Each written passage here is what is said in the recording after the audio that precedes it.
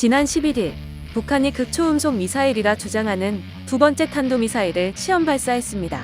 발사 다음 날인 12일에는 북한의 조선중앙통신이 시험 발사에 성공했다고 밝혔는데요. 조선중앙통신이 발표한 내용에 따르면 비행거리가 1000km에 달했으며 발사 후 600km 지점에서 7m 길이의 활공비행체가 분리되며 약 240km를 선해 기동했다는 내용이었습니다.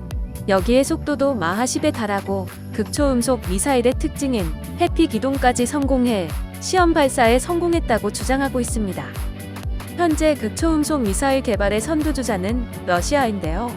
이미 다양한 극초음속 미사일을 실전 배치하며 북대서양 조약기구의 MD망을 위협하고 있습니다. 그중 가장 눈에 띄는 미사일은 극초음속 순항미사일인 지르콘인데요. 작년 11월 18일 러시아 북해함대 소속 보르시고프 호위함에서 발사돼 100개 해상에 띄운 표적을 마쳤습니다. 지르콘은 음속의 8배인 마하 8의 속도를 낼 수 있고 1000km 이상 비행할 수 있으며 재래식 탄두는 물론 핵탄두까지 탑재가 가능합니다. 여기에 지르콘은 북한이 성공했다고 주장하는 극초음속 미사일과 다르게 극초음속 순항미사일이기 때문에 발사 후 지표면에 가깝게 날며 회피 기동을 하는 것으로 알려져 있습니다. 이 때문에 레이더 포착이 어려워 게임 체인저로 불리고 있습니다. 러시아는 이외에도 대륙간 탄도미사일인 아방가르드, 공중발사 미사일, 킨잘 등의 극초음속 미사일을 실전 배치하고 있습니다. 그 다음 주자는 중국입니다. 중국은 작년 11월 25일 중국 우첸 국방부 대변인을 통해 극초음속 미사일인 둥펑 17의 배치를 상당수 완료했다고 밝혔습니다.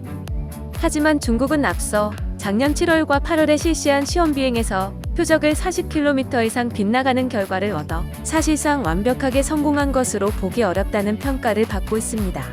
그렇다면 현재 세계 최강국이라 일컬어지는 미국의 극초음속 미사일 개발 동향은 어떨까요? 안타깝게도 미국은 작년 4월 극초음속 미사일 시험 발사에서 실패했습니다. 이어 미국은 작년 10월 다시 한번 극초음속 미사일의 시험 발사를 진행했지만 국방부 성명을 통해 부스터 로켓의 오작동으로 시험에 실패했다고 밝혔습니다. 계속되는 개발 실패에 결국 미국은 일본과 손을 맞잡고 지난 6일 외교 국방장관 회동을 통해 극초음속 미사일 공동 개발 협정을 체결하기로 했습니다. 미국이 일본과 극초음속 미사일을 공동 개발하려는 이유는 일본이 이미 2018년 극초음속 미사일 개발을 선언했기 때문으로 보이는데요.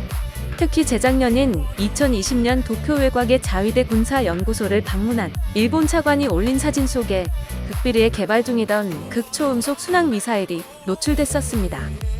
일본은 전통적인 전수방어 원칙을 들어 극초음속 미사일의 사거리를 일단 500km로 한정해 개발 중인 것으로 알려져 있습니다. 하지만 그동안 사거리 2000km 장거리 미사일 개발 선언, 보유 중인 12식 지대함 미사일의 사거리를 최대 1500km 연장하겠다는 발표 등을 내놓은 터라 일본의 극초음속 미사일 사거리 500km는 신뢰하기 어려워 보입니다. 특히 최근 계속되는 북한의 미사일 발사 시험으로 인해 일본 내부에서 선제 타격론이 또다시 고개를 들고 있는 상태인데요. 여기에 최근 미국과의 극초음속 미사일 공동개발 협정까지 체결한 상태인 일본이 가까운 미래에 극초음속 미사일을 보유하게 되는 것은 어렵지 않아 보입니다.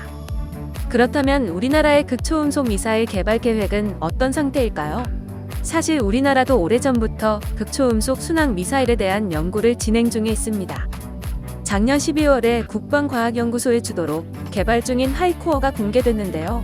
아직 미사일에 필요한 탄두와 탐색기가 없어 극초음속 순항 비행체로 불리지만 자유로운 방향 전환에 필요한 기술은 물론이고 극초음속 순항 미사일에 반드시 필요한 듀얼모드 스크램제트 엔진까지 장착되어 있습니다.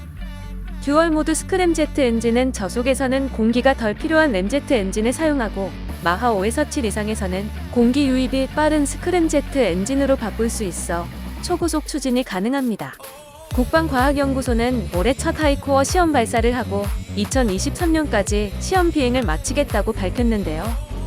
이를 바탕으로 한국형 극초음속 순항 미사일은 이르면 2020년 후반, 늦으면 2030년대에는 실전 배치할 수 있을 것으로 보입니다.